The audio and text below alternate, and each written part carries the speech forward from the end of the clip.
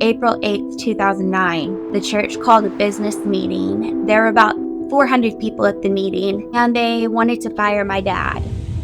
He had been accused of impregnating a 12-year-old who was in the youth group, and I had recently lost my daughter at only age 13. Rather than the Southern Baptist Convention doing anything to help us, they would move my dad from church to church.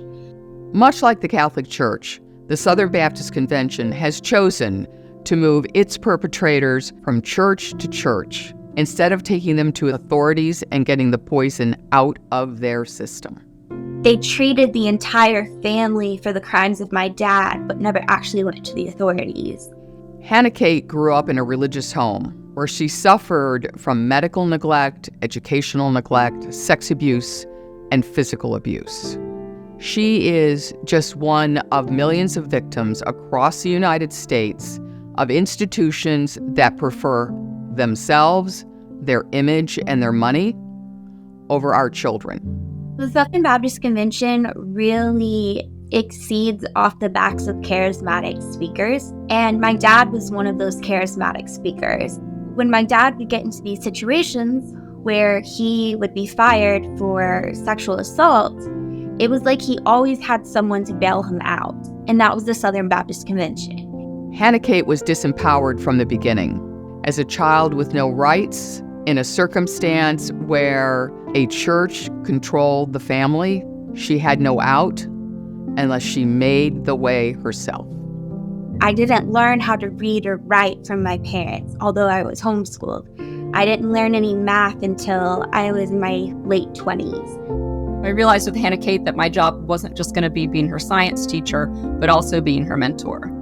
Biggest issue I have with educational neglect is it's just another tool that kind of keeps women in these situations longer than they should be, and sometimes permanently.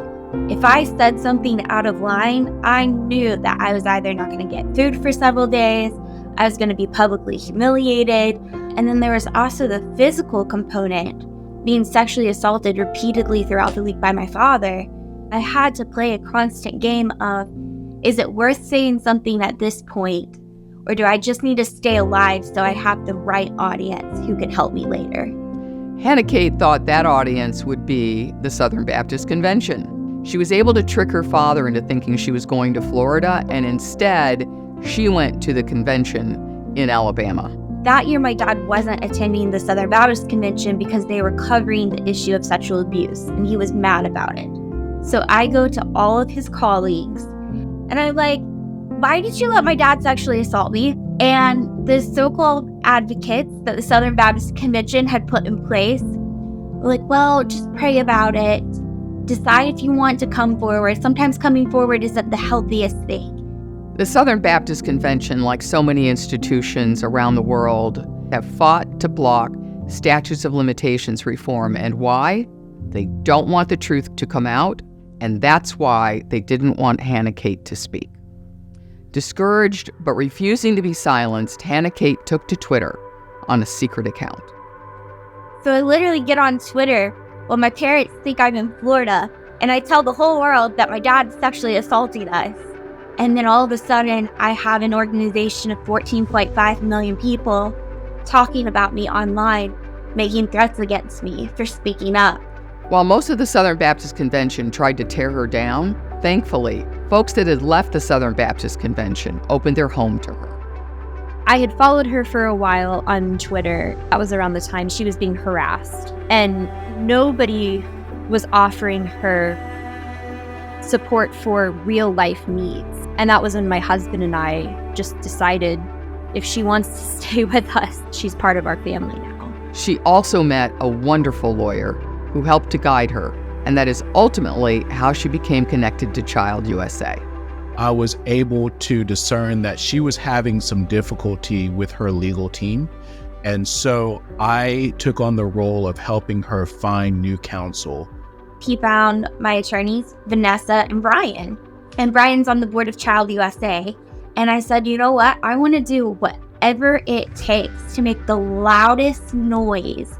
I want us to be able to expose everything possible so the most survivors have the most credibility they can find to come forward with cases. Hannah Kate is a hero who has supported over 300 survivors as they came forward and entered the legal system. She has literally driven them to police stations to report the abuse, helped them to find trauma-informed police officers, matched them with attorneys experienced in abuse cases, and built a new community of other survivors to stand with them. Over a period of about 2.5 years, Hannah Kate estimates she flew 3,000 miles per week to be with survivors and to walk them through the process. I think people should support Child USA because they're leading on the issues of child marriage. They're leading on the issues of abuse. They're leading on the issues of neglect. Child USA gets to speak into all of those systems that failed me as a child. They're changing laws. They're getting attorneys together. They're creating a think tank of advocates and people who have been through the system. And that's why I'm so proud to put my name with Child USA. It's the biggest honor I've literally ever had in my entire life. Hannah Kate, you've earned this award, and our family is so proud of you. You're definitely out there helping make the world and now hopefully education a better place.